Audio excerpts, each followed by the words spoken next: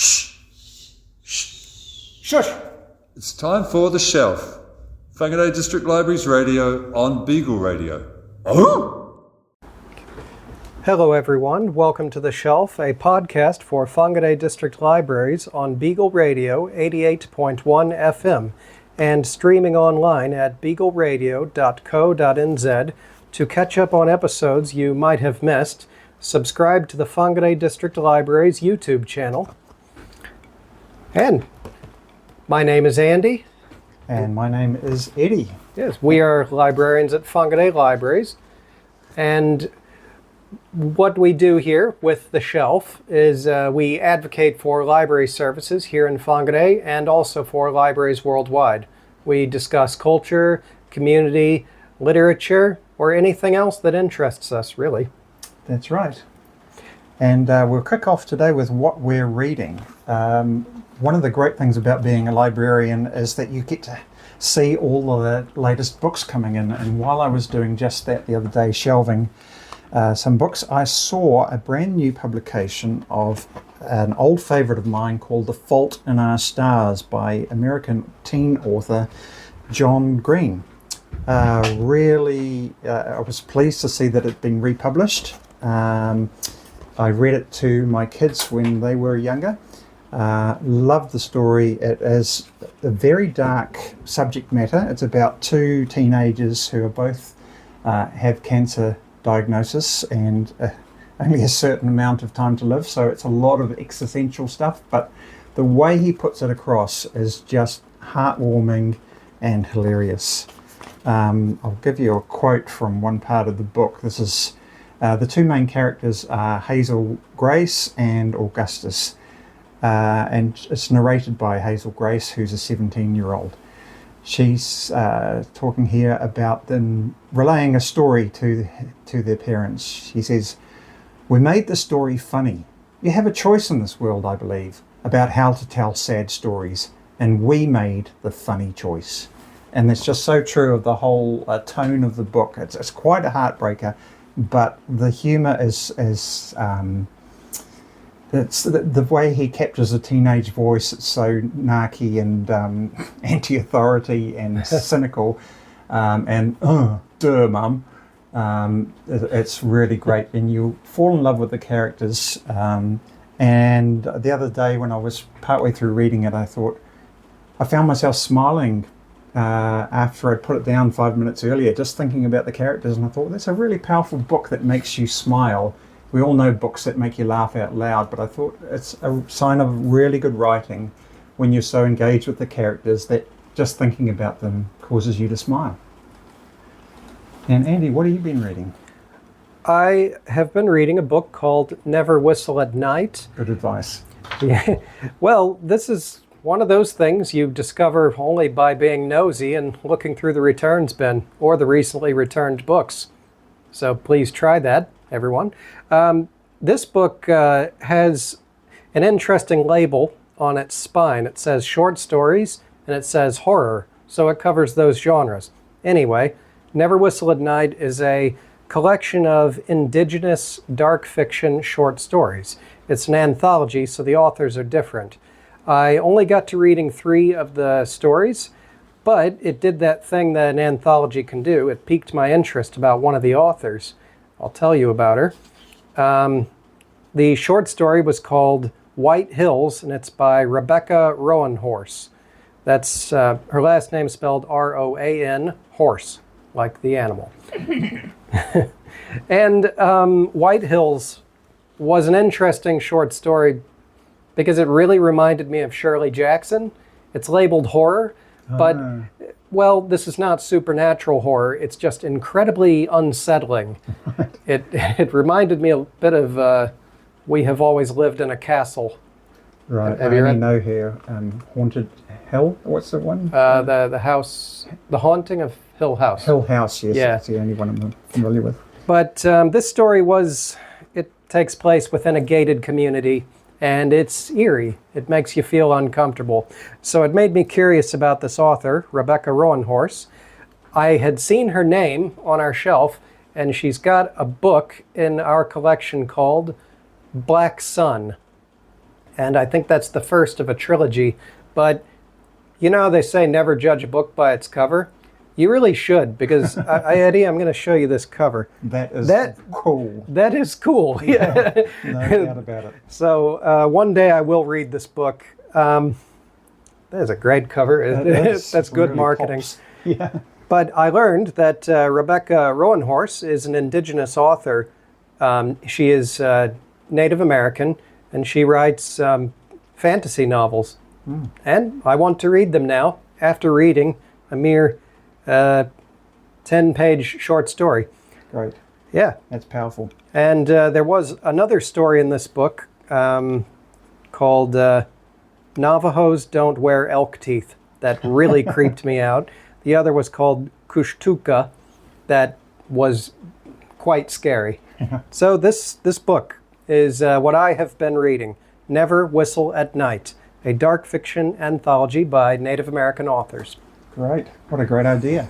And on the subject of warnings and horror, another book I read, a children's book called Don't Trust Fish, which was recommended to me by our fellow librarian and friend Amanda.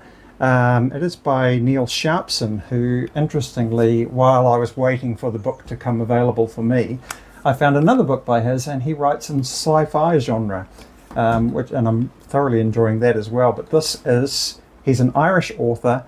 It's completely nuts. The illustrations are by Dan Santat, and it is quite unique. It's a hardcover children's book. We've got several copies in the library. You'll find it under S on the shelf. Don't Trust Fish by Neil Sharpson. And yeah, there's lots of reasons you shouldn't trust fish. One is that we never see them because they're under the water.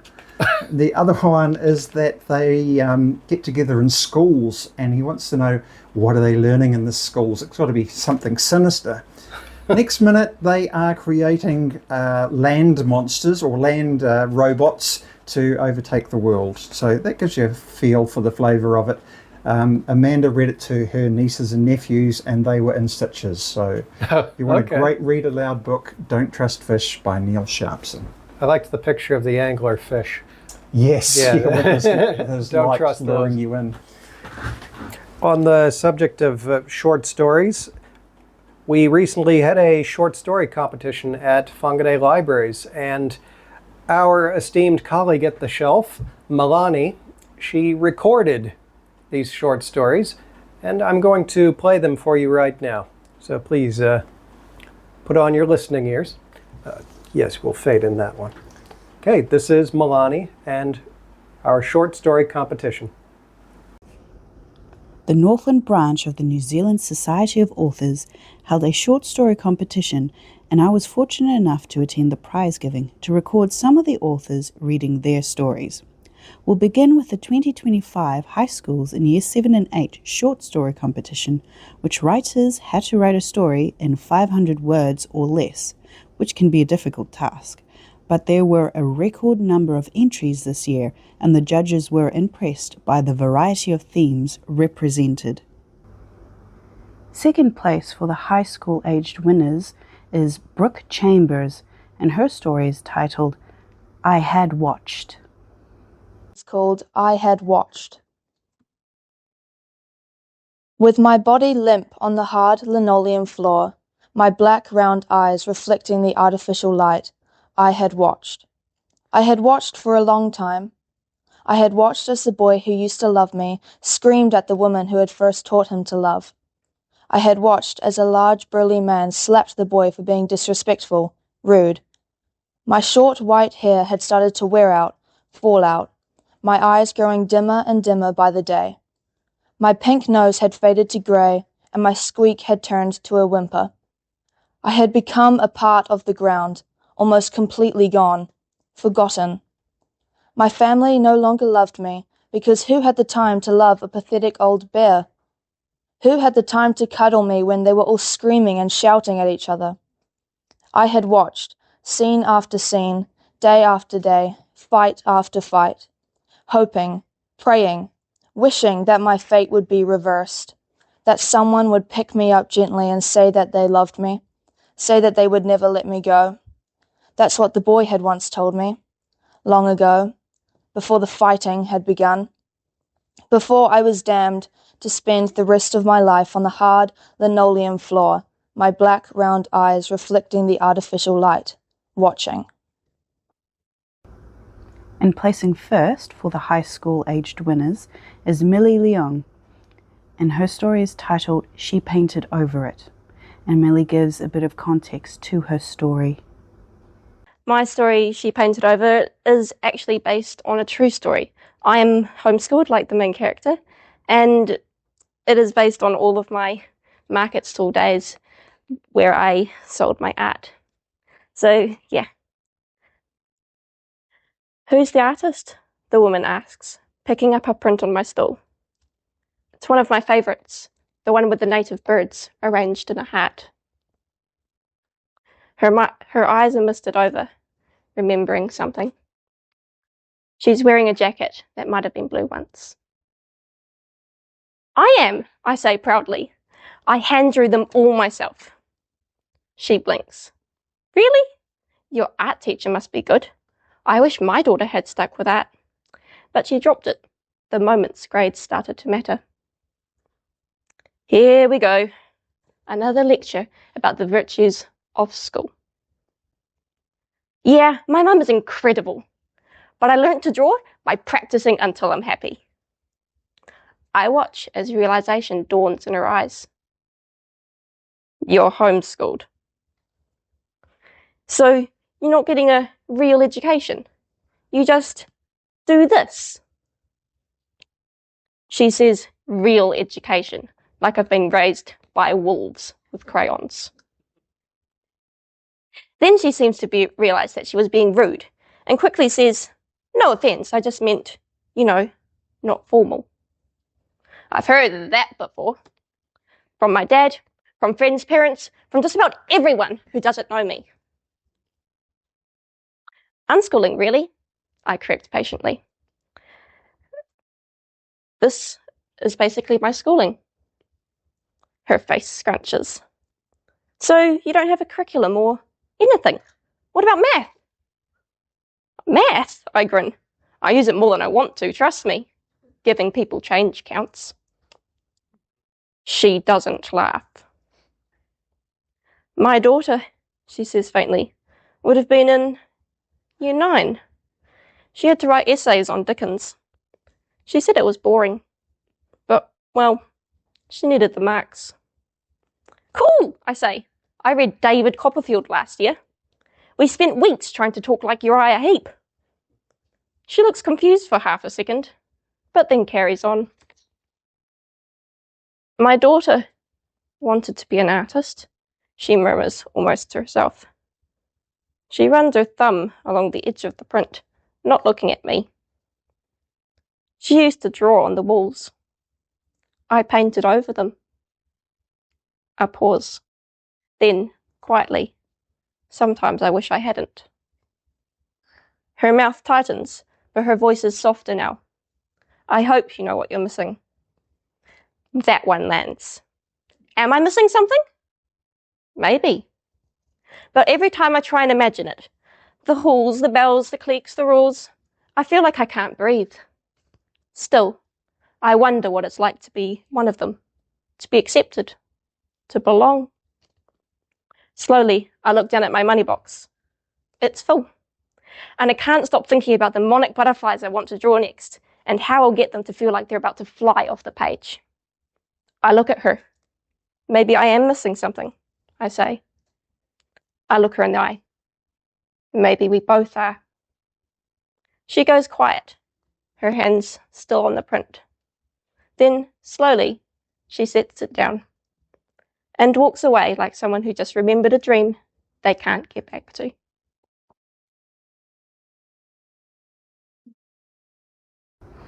Coming highly commended for the Year 7 and 8 entries, Amelia Kinnaird and her story, The Forgotten Door. Sometimes in my life, it feels like there's no way out.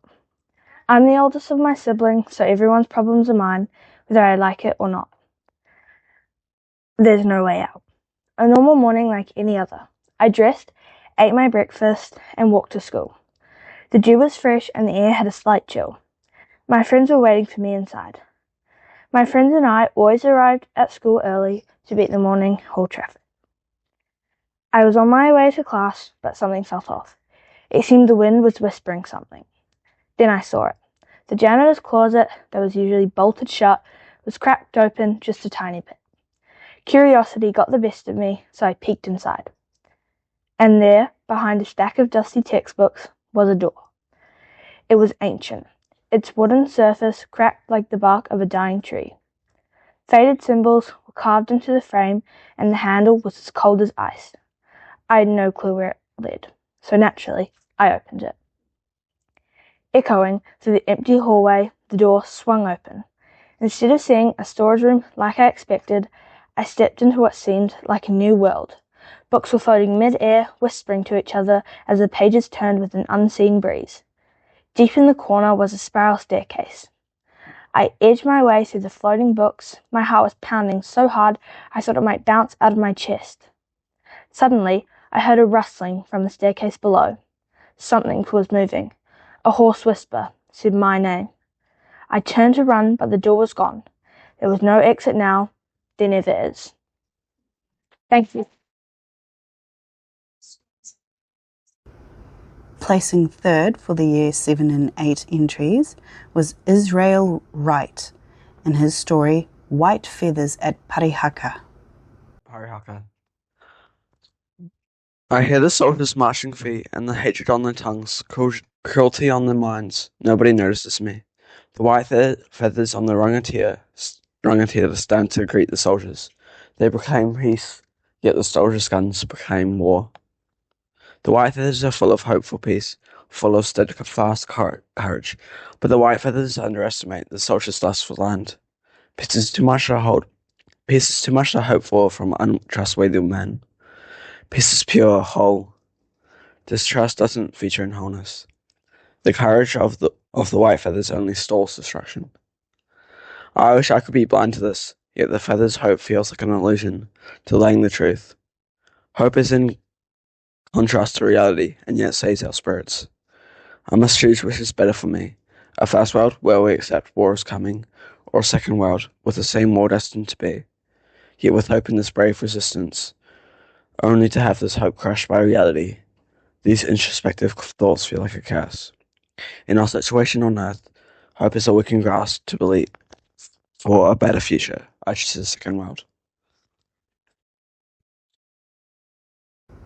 And in second place is Holly McIntyre with her story Not a Disaster After All. Ah! I spluttered as mud splashed up behind the galloping cow, splattering my tired, muddy face, grubby face. Crusty, dried milk stuck to my front, hay clung to my back, and bruises throbbed on my toes from sharp hooves. I had a lot to learn. I gritted my teeth and ran full tilt across the paddock, chasing the troublesome creature. If only my past self could see me now. Just last month, I had contentedly sunk into bed wearing my headphones, thinking about school, friends, and shopping, when, "Posy," Mum called, "come down here." I groaned, trudging downstairs.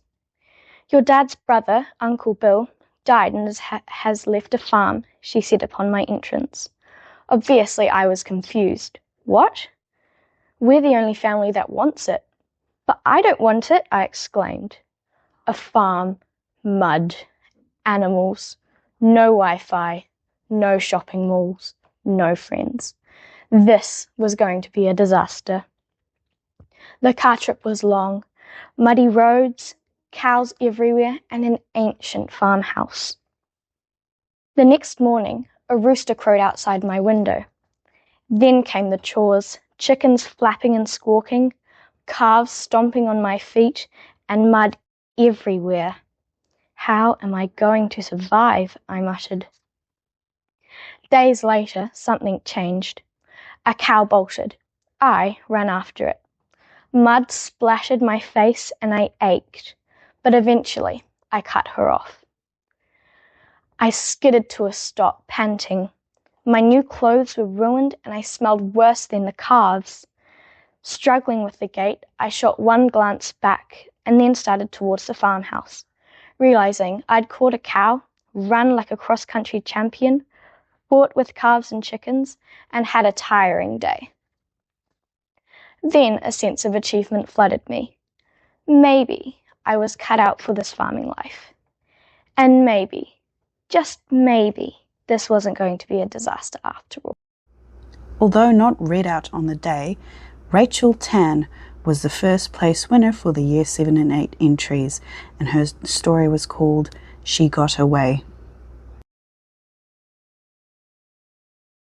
We were both blown away by the maturity and the depth of the stories, and also the bravery. These kids stood up before an audience in the main room, and they spoke their truth. They told their stories, and they put feeling and emotion into it.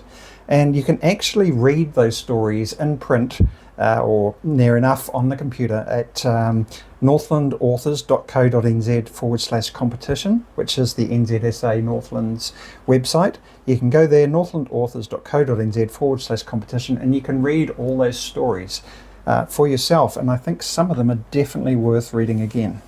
That's right. Check it out. You are listening to Beagle Radio, 88.1 FM, Whangarei, and online at beagleradio.co.nz. If you want to get in contact with the station manager, please email info@beagleradio.co.nz. Let's talk about short stories. Yeah. I'd like to talk first about Brooke Chambers' one, the first story up we heard just then. Oh, yes, yes. What an amazing... Oh, when I first heard it, the other day, I thought, what is this? Who's she talking about? Whose perspective is this from? First I thought it was a grandfather or something with the hair falling out and then a pink nose. I was like, what? Yeah. And then I clicked. It's a teddy bear. What a great perspective to write a short story from. Not from another person, but this teddy bear observing, witnessing a family falling apart. I thought that was very powerful and very mature. Yeah, the innocence of a teddy bear versus... Well, the family falling apart, like you said. Yeah, yeah. And also I was really thrilled with the cleverness of Millie's story. She painted over it the line, as if I was raised by wolves with crayons. That's just such a great image. Yeah. And for someone so young to come up with word pictures like that is just quite fascinating. Definitely. Yeah, those...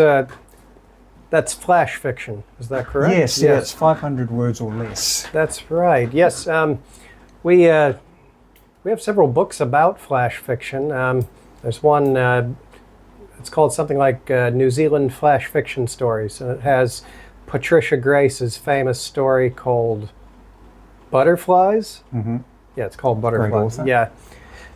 But I found something else on our shelves that I wanted to talk about. These are books about writing short stories. If you go to the 808 call number, you find a lot of books about how to write. And that can include fantasy novels. It can be a play or an essay. Mm. Yeah, screenplay. Or, in this case, short stories. And that's why I wanted to talk about just short stories. And I was wondering what makes them special. And I wanted to find a quote, and I found the perfect one. But first, I'll define short story. It says here, this is a quote from Encyclopedia Britannica. A short story is a brief fictional prose that is shorter than a novel and that typically deals with only a few characters. The short story is usually concerned with a single effect conveyed in only one or a few significant episodes or scenes. The form encourages economy of setting and concise narrative. Character is disclosed in action and dramatic encounter, but is seldom fully developed. Mm. When I was a student, I took a creative writing course, and we wrote short stories for our project. In America, it's called a capstone. Right. The final assignment that you write and you present so you can graduate. Or at least it was at my university. And what I recall is viewing a short story as a picture of a moment in someone's life. And that's how I would interpret it before I wrote something. That's also how I interpreted a lot of the things I read. Like a snapshot, sort of. Yeah, a snapshot of a life. And, well, I was reading Dubliners at the time by James Joyce, and, well, a few of those stories definitely are a snapshot of someone's life. They're much more profound than that, of course. Yes. James Joyce was a tricky author. Yeah. But it's a picture with a lot going on in a short story. Yeah. So I want to just say that what makes them special is one of the first questions I asked. And I found a quote on the first page of a book called The Short Story, which is in our collection. It says, short stories can offer the artistry and intensity of a poem, the themes and weight of a novel, and all the space so small that there is nowhere to hide a single error, no smoke and mirrors, no trick. Character and narrative have to be developed as they would in a novel, but from a standing start. Sweeping, lyrical, brisk, photographic, still, psychological, miniature, savage. The short story's possibilities are close to endless. I love that. Yeah. I don't read a lot of short fiction, strangely enough, even though I've written quite a bit of it myself. I find I need more scope. I want to get involved with the characters on a longer term relationship, so to speak. Sure. But one that that really gripped me was put out by Oxfam, the charity, and it was called Oxcrimes, and I found it at the library many years ago because I do like crime fiction, and I noticed Ian Rankin was one of the authors, and I thought, oh, this would be great. So I read through and I picked and chose, and I first of all I started with the authors I knew, and they were okay. And then I came across one I'd never heard of before, which is one of the great things about anthologies. Yes. You can come across something. It's a bit like being turning the dial on a radio and going, oh, I like the sound of that. Anyway, this was a short story by French writer Fred Vargas, not her real name, who is a paleontologist and also writes crime fiction. And I read the short story and it was funny, it was dark, it was intriguing, you wanted to know more, and I thought, oh, I'm going to follow this author.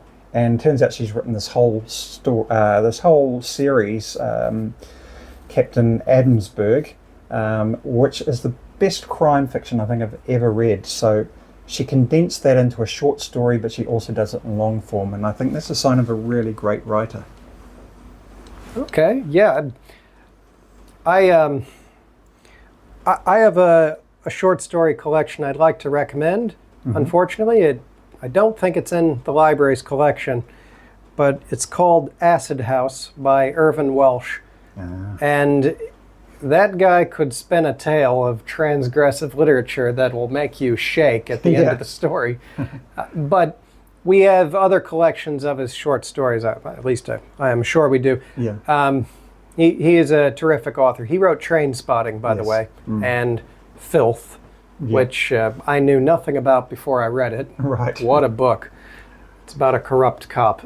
Yeah. But back to short stories. Yes. I think if you really want some good short stories, Edgar Allan Poe was a great writer, and he exemplifies what that quote said about a story needing to be weaved into a very small space. With Poe, no word is misused. Or superfluous, or surplus to requirements. Yes, and you might require a dictionary. The man was a wordsmith. Yeah. He wrote The Raven, didn't he? He did. Let's quote The Raven, which is a creepy short story. Or poem, That's a poem. Right. His short stories were more like something that could have been printed in a magazine. Right. Like, The Black Cat. If you like cats, maybe read something else first. And The Telltale Heart is a great story about building suspense. Right. I think Stephen King probably learned quite a bit from Edgar Allan Poe. I think so. Yeah. But I think in some ways short stories have they've remained the same throughout all these years. I mean, writers are more experimental, but now Yes. you can still open a magazine like the New Yorker and you're going to find a short story. Yeah. And I noticed Murakami is featured in there quite a lot. That's Right. Haruki Murakami, the Japanese author. I have another book that I want to promote from the 808 call number section. I have it with me right here. It is called How to Write Short Stories for Magazines and Get Published. Ooh, the So, most important part. so if you're interested in getting published, check out this book, How to Write Short Stories for Magazines and Get Published by Sophie King. Because I think it would be cool if there were a lot of Whangarei writers. Yes. Yeah, and speaking of Whangarei writers, there is quite a few around, as we found out from all those young people coming through, but there's also established writers who meet once, the first Tuesday of every month at Whangarei Library. The Whangarei Library 3:30 Flash Writers Group, the Flash Writers Group. So they write very short fiction. It's a great organisation. It's very relaxed and supportive and encouraging. The group meets from 11 a.m. to 12:30, first Tuesday of each month. They finished for the year, unfortunately. Yesterday they had their last meeting. The next one is Tuesday the 3rd of February 2026. And some of the authors that we've interviewed on the shelf, Cheryl Clark is their treasurer, and Sue Barker are also involved in that, along with Deb Jowett, who we've also heard from. So get yourself along to that if you can. Next one is Thursday the 3rd of February. There is a link on our website where it'll take you to an email and you can ask any questions you like about it. How do I join? Does it cost anything? No, it doesn't. Well worth joining. I did probably 6 months worth of it when I had time and got a lot out of it. I just want to say before we wrap that segment up that if you want to find short story books in our library, it's very easy. They have the word short stories written on the spine of the book.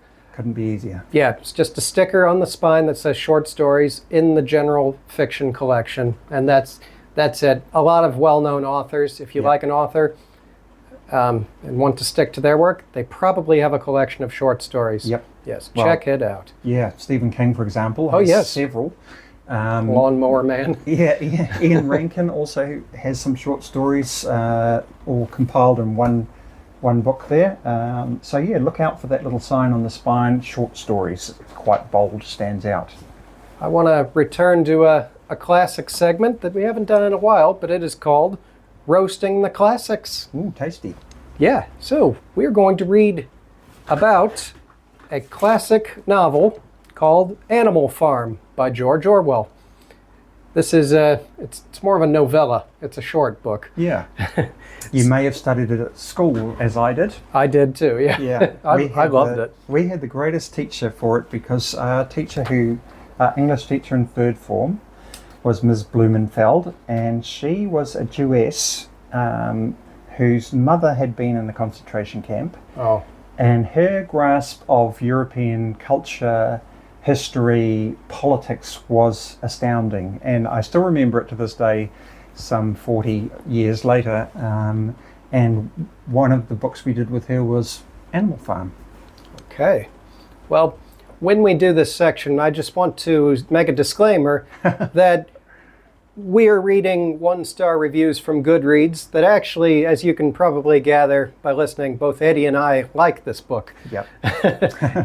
So in this segment, Roasting the Classics, we find a classic work of fiction and read one-star reviews from Goodreads. Ask yourself, is this book really a classic? Because some people on the internet really disagree. And that's where all the wise people are on the internet, isn't it? Oh, Making yes. comments left, right, and centre. Yeah, yeah. I like to use the expression, what is it, UIP?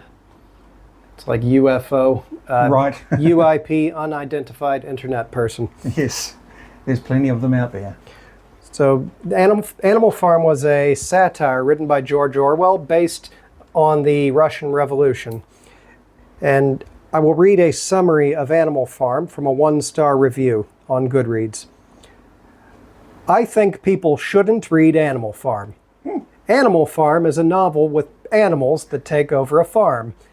It is an allegory of the Bolshevik Revolution and how communism started. That's a very brief overview, isn't it? Yeah. Someone else says, this book talks about how animals are tired of being overwhelmed and underappreciated, so they rebel against their leader and create their own type of ruling. But things take a turn for the worse when 2 or 3 characters begin to get greedy with the powers they are given.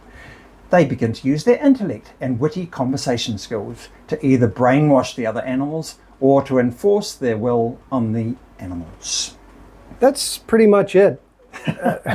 I remember I was flipping channels once on TV sometime in maybe the year 2000. I had never heard of this book at the time, but I flipped to a live-action version of Animal Farm. I thought I was watching Babe, the Disney movie. Yeah. And, well, I quickly figured it out. This can't be Babe. This is pretty weird. I don't remember the heavy animals stuff for Babe. revolting and forming a utopia, a false utopia. Yeah, which becomes a dystopia very quickly. Yeah. So here's a 1-star review. Orwell has really dropped the ball on this one. It's all very well writers using their imagination, but asking me to believe that animals can not only learn to speak English, but also successfully run a semi-industrialized working farm is, frankly, a bit patronizing. Pigs can't talk, George, and they certainly can't conceive of harnessing wind power to produce electricity. No doubt he got the idea from watching episodes of Peppa Pig with his kids. But adults won't believe this sort of nonsense. Let's hope he comes back with something a bit more serious next time. Do you think that reviewer's tongue is firmly in their cheek, or they're just really thick? I think it is satire about a satire. Yeah, sounds like it. Yeah, well done. So what does yours say? If someone is interested in the subject of the Russian Revolution, I'd rather recommend Boris Pasternak's Dr. Zhivago. It's complex, it's deep, it's heartfelt, it brilliantly expresses ideological struggle, individuality, corrupted Russian Revolution, and people in the middle of a social change that is too large to comprehend. Animal Farm lacks understanding, an author's first-hand experience with the subject and all its complexities. I don't know that George was a farmer. Well, I think these 2 books are very different. One's an epic. Yeah. Dr. Zhivago's an epic. Animal Farm is a very short satire. Yes, Yeah. written by a former communist. Can't compare the 2. A disillusioned communist. Yeah, they're very different. I've got one here that says, quote, Orwell's a snitch who turned people into state security, and this book should be read within that light. All right, I'll just say, finish the quote. I don't know if that's true, but anyway, that's what the quote says. He's a snitch. Don't trust Orwell. And the next one says, I did not understand this book. I was very upset and appalled. Why would pigs be in charge of a whole farm? Perhaps they preferred dogs. Dogs would do a better job. Yeah, maybe. I studied this at university and really didn't like it. I get it. I just don't like it. Boo-hoo. Fair enough. And here's one that comes straight to the point, which sounds like a very typical internet, what do you call it, statement. Yeah, Big stink and big gross. it's very laconic. Quote. Yeah, it just rolls off the tongue. I genuinely felt like I was reading an Orwellian adaptation of Mean Girls or even Dante's Inferno. They often get compared together, Mean Girls and Dante's Inferno. 7 Circles of Hell of high school. Yeah. And the final, very precise quote, it sounds like it came from someone very mature, is, speaking of George Orwell's Animal Farm, quote, I hate it, I hate it, I hate it! All right. Very profound. Yeah, it's an opinion. It's, Yeah, everyone's entitled to be wrong, to have an opinion. Now Eddie and I are going to put together a playlist. Uh-oh. We mentioned the short story stickers on the spines of books. Well, there are many others. There is a heart for romance. There's a magnifying glass for mystery, a cowboy hat for Western, planet Saturn for sci-fi, a dragon for fantasy, an egg timer for classics, an anchor for maritime books. There's a sticker that just says horror. Yeah, it's and pretty hard to depict just horror, isn't it? What are they going to have, a claw or a ghost? Yeah. But they're not all about ghosts. No, Well, horror. Just says the word horror. and lastly, the rainbow represents LGBT+. So I put together a playlist that I think could fit into these categories. So what we do is we list the songs and the other person matches the genre. Let me guess, I get to be the other person. That's right. The guessee. Or is it the guessor? The guesser. So I'm gonna, if you don't know the name, if you don't know the song, Yeah. maybe we'll Can just I say pass? yeah, Yeah. that'll be fine. Can I phone a friend? Ask someone in the audience. We don't have time. And we could ask someone out there maybe Okay, from the roll it. street. Yoshimi Battles the Pink Robots by the Flaming Lips. Flaming Lips, great. So that's going to be sci-fi in my book. Great Bingo. album too, by the way. Dazzling Stranger by Wiz Jones. Dazzling Stranger. Could be mystery, could be romance. I'm going to take a plug and say LGBT plus. Nope. Romance. There. It's a lovely folk song by Wiz Jones. Do you know it? I don't know them. Oh, yeah, look it up later. Yeah. Dazzling Stranger. Next, Mystery Girl. That would be, let me think. I'm going with mystery. Very good. It could be a romance song, but it has the word mystery in it. Yeah, we're highbrow here. Yeah. What about Tennessee Stud by Johnny Cash? I'm thinking Western if it's Johnny Cash. Yeah, definitely. Magical Mystery Tour by the Beatles. Magical mystery tour. It could be sci-fi. It could be maritime. No, that's the Yellow Submarine. Let's go with Magical Mystery Tour. Roll up. I can't sing it or we'll get sued. Fantasy? Very good. Thank you. The Raven by the Alan Parsons Project. As in The Raven by Edgar Allan Poe. Yep. I'm thinking horror. Okay, I'll give you that one. Oh, it could be mystery, I suppose. Well, I was thinking classics, but Classic. horror. Okay, well, You're- you get that one. You're a hard taskmaster. What about Born This Way by Lady Gaga? That has to be LGBT plus. Very good. Yeah, easy one. And The Good Ship Lifestyle by Chumbawamba. Chumbawamba of the famed I get knocked down Oh, and they I had- get up again. They had better songs, but yeah. Yeah, that was the one that stuck. Tell me it again. The Good Ship Lifestyle. The Good Ship Lifestyle. I'm going with maritime for that one. Very good. The song's about more than that, of course. Of course. And, well, Boris the Spider by The Who. Boris is this. That's great. We've got Boris the actually a Spider. placemat sitting here in the studio with a picture of the Who. Yeah. And all their 60s mod glory. Quite a take. So Boris the Spider, I love that song, and I'm thinking horror. Very good. Sort of with a child's bent to it. You got it. Sort of a creepy. I used to sing it to my children, actually. It's a very low register. Boris I is can't the do it. Spider. Sung by Pete Entwistle, the bass player and euphonium player of Oh. the Who. Oh, of course. Yeah, it's not Roger Daltrey. Not Roger at all. I hadn't He thought doesn't about feature it, on that actually. one. I think Pete, not Pete, John is Entlthwaite or whatever his name is. Whistle. Entwistle, he wrote it Okay. and sang Oh, it. it's a bass-heavy song. It is very bass heavy.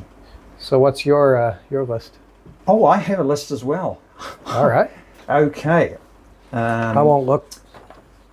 Don't Go Breaking My Heart by Elton John and Kiki D. Romance?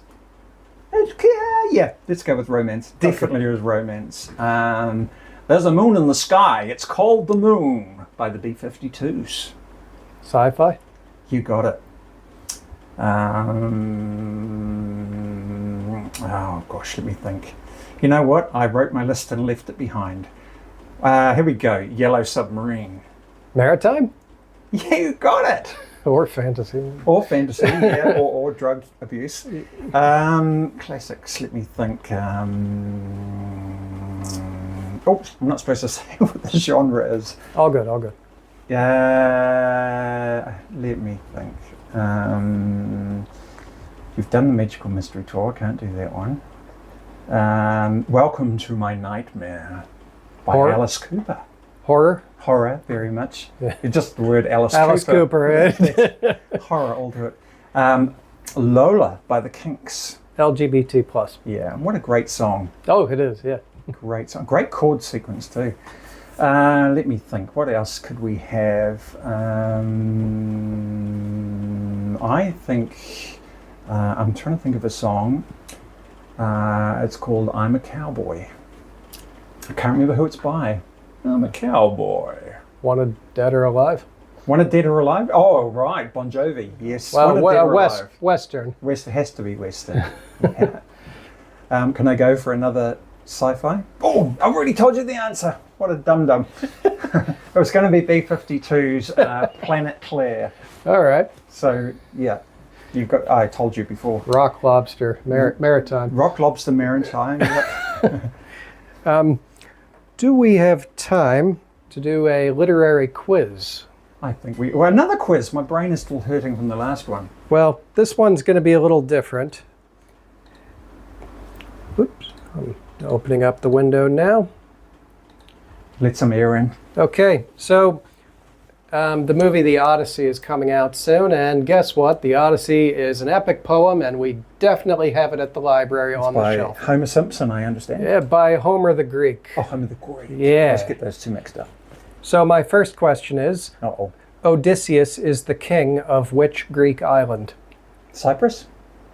Is that an island? Well, here are the options. I've got options. That makes it so much easier. Rhodes, Crete, Naxos, or Ithaca?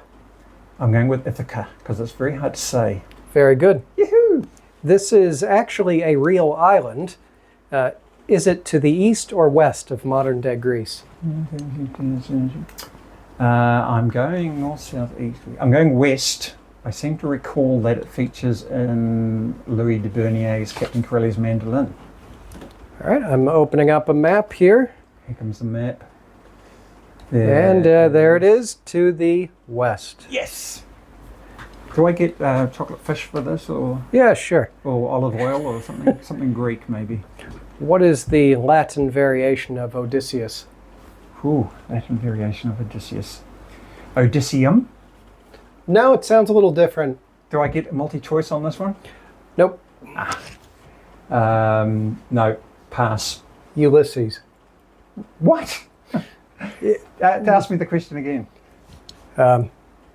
What is the Latin variation of Odysseus? Oh, it's Ulysses. Okay, they're one and the same. I never knew that. Yeah.